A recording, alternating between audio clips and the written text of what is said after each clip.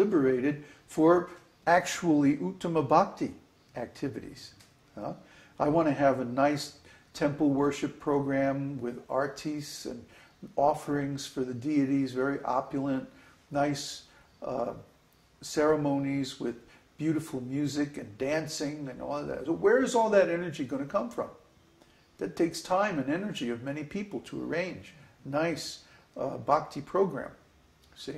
What we're doing now, we're in the formation stage of our community. We're in the planning stage. So what we have to plan is a way to establish an alternative community, an alternative economy, alternative culture that's based on these Uttama-bhakti principles. So if we can minimize the amount that we have to deal with the Ugra karma culture around us, that's much better. See? If we can say to the devotees, no, you don't have to go out and collect.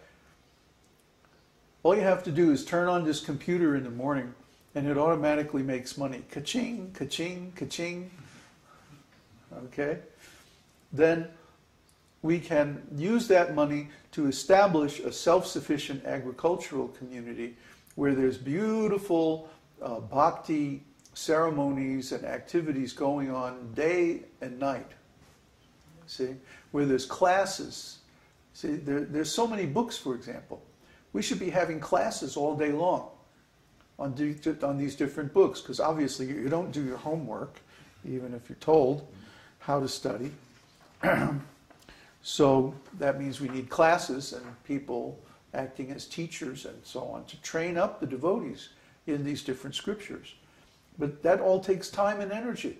So if the community is spending 80% of its energy just to collect funds so that a few leaders can jet set around the world and attend meetings in Mayapur and so on, well, you know, that's not a very efficient model of a self-sufficient community.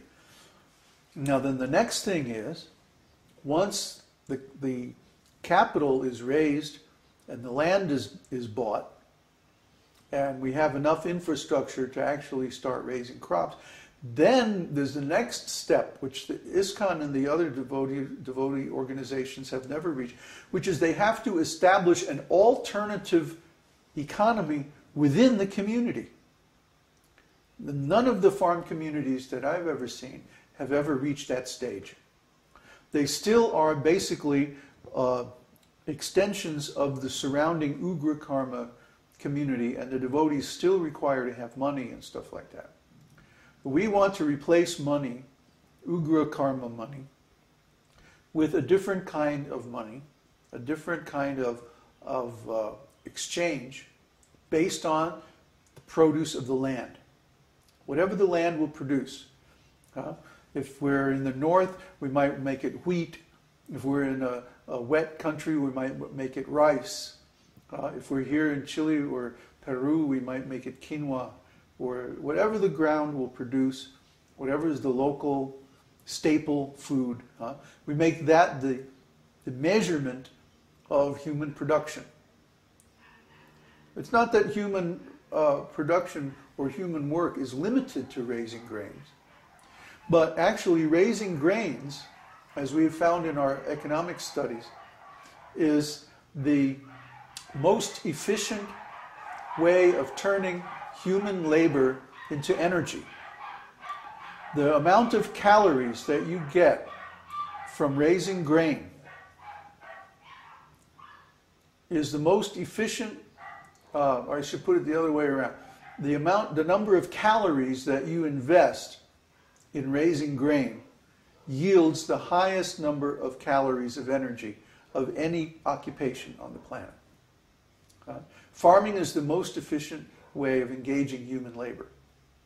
Now, that doesn't mean that other kinds of human labor are unnecessary. There's still a need for not only raising grain, but raising cows and spices and vegetables. And not only those things, but making clothes and making houses. And not only those things, but also cultivating spiritual knowledge. See, these are the 4 departments of our Varnashram civilization. The Brahmins come first. The Brahmins have to exist. The Brahminical culture, the Brahminical activities and work have to exist, otherwise you don't have Vedic culture. So the Brahmins are the head, right? And then the arms. The arms are the Kshatriyas, the administrators, who organize everything and regulate the activities of the other sections of the society. Then there's the Vaishyas. The Vaishyas are considered the belly of the society, and they're the ones who do the farming or manage the farming and the business. And then there are Shudras, who are like the legs of the society, and they're the ones who do most of the actual physical labor. So you have maybe 10% or less of the society engaged in teaching, administration, and business management. The other 90% of the society is doing the labor, right? And they are getting actually the benefits of the service of the other 10%. Okay? So we want to have a community that is both a self-sufficient agricultural community and a world-class university of higher knowledge to explain all these things to people. We want to train up, our real goal is to train up people who can go out and start similar communities in other parts of the world. We don't want to have a big, big, big community. It's too much trouble to manage the whole thing. We want to have a relatively small community, but our community has a great deal of influence because it hosts classes for international students to learn how to duplicate the same scheme in any condition all over the world. So those students who attend the school will have a nominal tuition, but it'll actually be pretty much free. Very, very low cost. And the students who attend, however, they will have an obligation. By accepting, and of course the residents who live in the community, they'll get this education free. So both the residents and the guests who come and get this education from our community, they will have an obligation. And they will make a promise when they become a student that they will take the knowledge they get and use it and apply it either in our community or another similar community after they graduate. See, that's the promise we demand from our students. We want our students not to just be theoretical students, but to be practical, hands-on. That by the time they graduate from our university, they can actually apply the knowledge they've been given, and we'll have in our community itself will be the laboratory where they learn how to apply this knowledge. It's not going to be just theoretical. Right now, a lot of the work we're doing is theoretical because we're just in the very, very beginning stages of our community. And so when I say something like, you have to be in Uttama-bhakti, pure devotional service, we don't really have the conditions yet needed to apply that fully. We're still just beginning. But at some point, we're going to have, for example, a need for 6 pujaris who do nothing but pujari work. See, we're going to have 3 sets of deities: Radha, Krishna, Gaura-Nitai, and Narasimhadev. And so there'll be one pujari in the morning and 1 pujari in the afternoon. Usually from like 5 in the morning to 2 o'clock in the afternoon is the morning pujari. And then the night pujari is from 4 to 10 p.m. or something like that. See? So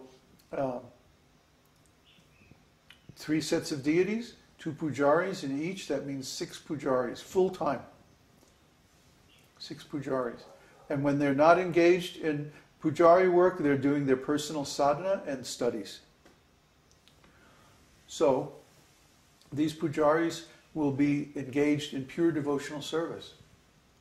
See? Or from that also perspective, the people who are working on the fields, who are doing agricultural work. In the morning they go to the temple and they see the arti of the deity. and then they work in the fields or study or whatever. And then at noon they take a break and they come and see the deities again and have arti again. And there'll be a big bell that rings to call everyone. And then they go back out and they work in the fields, or they work on their house, or they do, whatever, the study or whatever their thing is. And then they come back again in the evening, and maybe there's a class, or maybe we have a festival or something like that. See? It's going to be like an ongoing transcendental festival. This community is going to be so wonderful. Because our real aim is to introduce Uttama-bhakti. Anyone who lives this life of Uttama-bhakti, even for a little while, their life is never going to be the same. Because they're always going to remember how sweet and how beautiful this Uttama-bhakti is. It's nothing but love. And yes, you may be working in the fields, or you may